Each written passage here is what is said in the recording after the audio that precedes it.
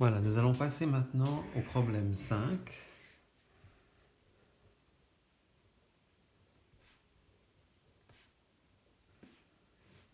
Alors, ce problème 5, finalement, ressemble dans l'idée un petit peu au problème 3, simplement beaucoup plus, on va dire, avancé, un peu plus compliqué que pour le problème 3, puisqu'à nouveau, on a une particule qui se trouve plongée dans un champ magnétique et dans un champ électrique. Mais cette fois, l'inconnu, ce n'est pas juste le champ électrique, l'inconnu, c'est la trajectoire de la particule. Donc, il nous faudra vraiment calculer la position en fonction du temps de la particule et ça va nécessiter de notre part de résoudre des équations différentielles. Alors, si on pose le problème, on a de nouveau somme des forces sur une particule, c'est égal à masse fois accélération. Ça va être la base pour calculer la trajectoire de notre particule. Donc ici, on aura charge fois champ électrique plus charge fois V produit vectoriel avec le champ magnétique qui est égal à masse fois accélération. Voilà. Donc tous ces éléments sont donnés. Bien sûr, les inconnus, c'est forcément l'accélération, la vitesse. Ces choses-là, on ne les connaît pas a priori. Alors, si on écrit maintenant la donnée sous forme vectorielle, on a Q fois 0E0. Donc ça, c'est la partie force électrostatique, oui, force électrique. Et puis ensuite, on a ici Q fois, ça c'est des inconnus, Vx, Vy, Vz, produit vectoriel. Le champ magnétique, lui, est connu. Voilà. Est égal à masse fois AX, AY, AZ, également inconnu. Alors, on va écrire les équations selon les différentes coordonnées. Bien sûr, ici, on a un produit vectoriel à faire. Donc, je le ferai assez rapidement, mais je pense que vous êtes aussi capable de trouver. Donc, selon X, si on résume, on n'a pas de force électrique. Par contre, on a, pour ce produit vectoriel, Vy fois B, qui vient ici, fois Q. Donc, on a Q, Vy, B égale à masse fois accélération selon X. Pour Y, on a une force électrique, donc QE. Ensuite, on a au niveau champ magnétique, ça, celui-là, donc on a moins Vx fois B, donc on a moins QB Vx, et puis ça c'est égal à M fois AY. Et puis selon Z, on a 0 au niveau du champ électrique, enfin de la force électrique, et puis ici on a aussi 0, donc on a 0 est égal à masse fois accélération Z. Donc on a déjà, on pourrait dire, fini le problème ici, puisqu'on sait que la vitesse selon Z au t égale à 0, ça c'est donné aussi, on sait que c'est égal à 0. Donc ça veut dire qu'il n'y a pas de mouvement selon Z, et donc la particule se déplace dans le plan XY uniquement. Donc on va juste s'attarder maintenant à résoudre, enfin on va essayer de résoudre maintenant ces équations-là. Alors je vais juste les réécrire un petit peu plus proprement en montrant aussi que effectivement l'accélération c'est la dérivée de la vitesse par rapport au temps. Donc la première équation qu'on obtient, si on réécrit cette équation un peu plus, on va dire un peu plus jolie mathématiquement, alors je rassemble les termes qui sont constants, donc on a QB sur M fois VY qui est égal à V.x. Donc, on a la dérivée de la vitesse selon x qui est proportionnelle à la vitesse selon y. L'équation 2, qui est celle-là, que je réarrange également, donc je divise tout par m aussi, donc on a QE sur m, ça c'est une constante, moins QB sur m fois Vx qui est égal à la dérivée de V selon Y. Dérivée de VY par rapport au temps, là, évidemment. Alors là, on voit qu'on a quelque chose de peut-être assez nouveau pour vous. On a des équations différentielles, puisqu'on a des fonctions et leurs dérivées, et puis les fonctions sont inconnues. Le problème, c'est que ce sont des équations couplées. C'est-à-dire qu'on a à la fois du x et du y ensemble ici, ce qui est un petit peu problématique, puisque on ne sait pas comment faire. On ne peut pas simplement intégrer l'un et puis pour trouver l'autre, c'est pas possible. Donc l'idée, c'est de trouver un moyen d'avoir une équation où il n'y a que des VY ou que des VX. Alors la méthode ici, c'est de voir que si l'on dérive par exemple cette équation, on la dérive par rapport au temps, d dt, encore une fois. Eh bien on va voir qu'on aura, ce terme va disparaître, là on aura un v.x, et puis là on aura un v.y, donc la deuxième dérivée de la vitesse par rapport à y. Et ça c'est super parce que ce v.x, eh bien on pourra l'isoler pour ensuite le remplacer ici, et on aura une équation uniquement avec la vitesse selon y comme inconnu. Alors si je fais ça, j'obtiens donc, je dérive, donc ça me donne moins qb sur m fois v.x égale à v.y. Je prends cette équation-là et je la remplace ici.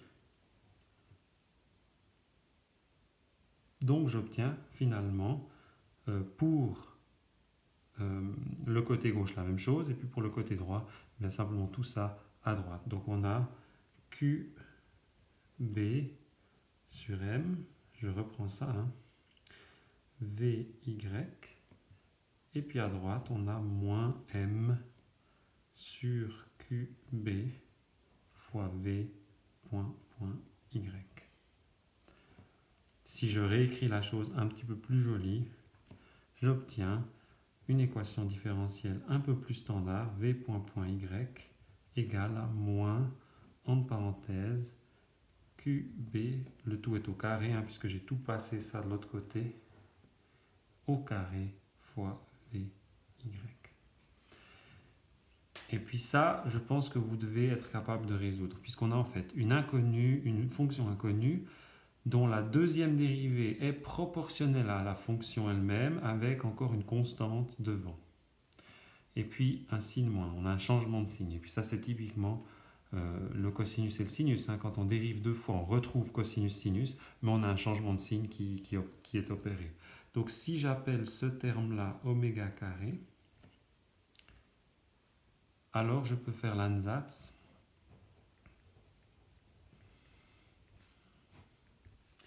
qu'en fait, Vy de t n'est rien d'autre qu'une constante fois sinus oméga t plus une autre constante cosinus oméga t.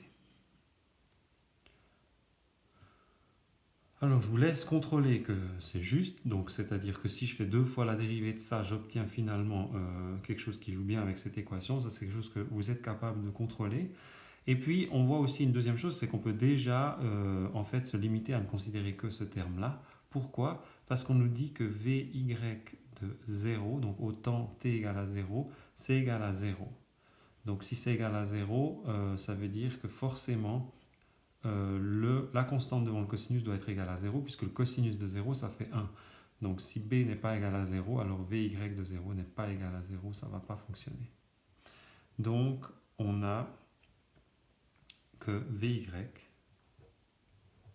de t, c'est une certaine constante fois sinus oméga t.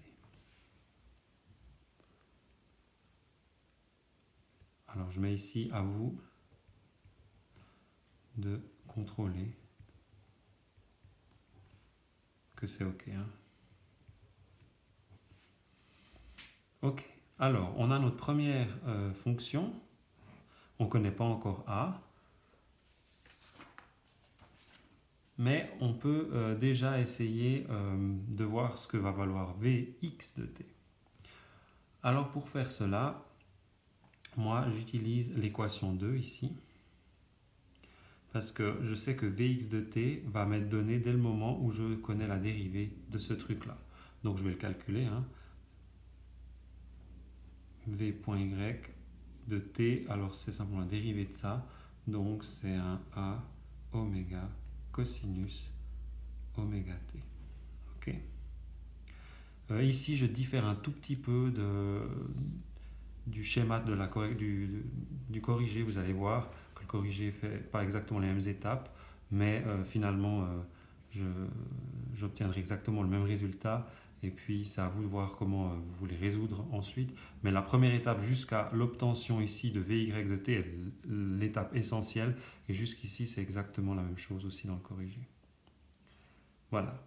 Donc, dès le moment où j'ai ça, eh bien, je peux écrire dans l'équation 2. Donc, si je prends ça, et puis je la mets dans l'équation 2, j'obtiens que Vx est égal à... Alors d'abord, j'isole juste Vx ici, donc ça fait... J'ai passé tout de l'autre côté.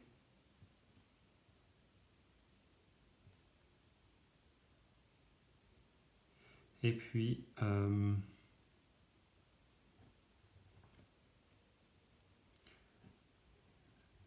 je réécris l'équation ici, tac.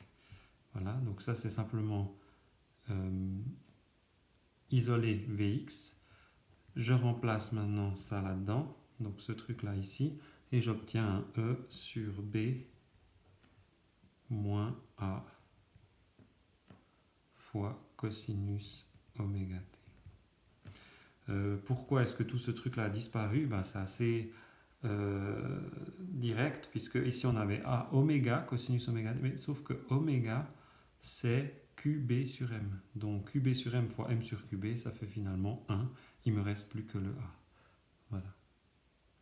Et puis maintenant, j'utilise la condition ici. Condition, on nous dit Vx autant t est égal à 0, c'est égal à 0. Donc ça implique que quand le cosinus est égal à 1, j'ai EB moins A. Ça doit être égal à 0. Donc j'ai trouvé la constante A. A est égal à E sur B. Donc là, j'ai trouvé Vx et Vy de t. Donc je vais juste les réécrire sur la feuille numéro 2 ici. Donc j'ai, si on résume, j'ai Vx de t qui est égal à E sur B fois 1 moins cosinus oméga t. Là.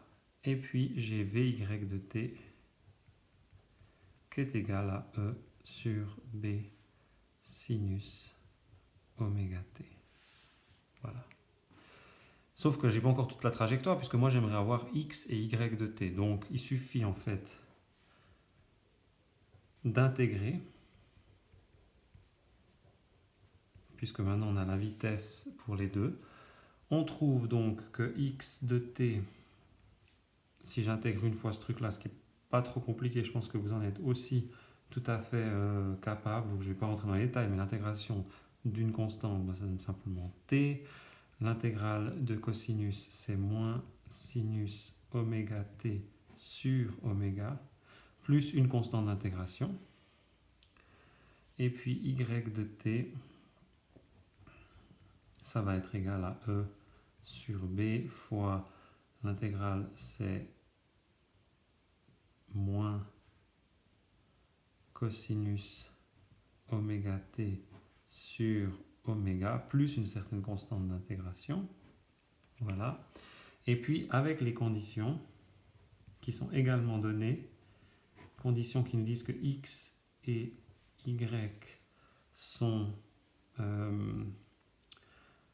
à t égale à 0 sont nuls, donc on a x de 0 qui est égal à 0 et y de 0 qui est égal à 0. Donc ça nous donne directement nos constantes inconnues. On trouve que pour x, on a finalement x de t qui est égal à E sur B. Je vais sortir le oméga fois oméga t moins sinus oméga t. Et y de t, je sors la même constante. Tac, et puis on a 1 moins cosinus oméga t. Voilà. Donc là, vous avez fini le problème, mais remarquez une chose. Alors, je vais vous demander de retourner dans la série 1S, série 1S du premier semestre.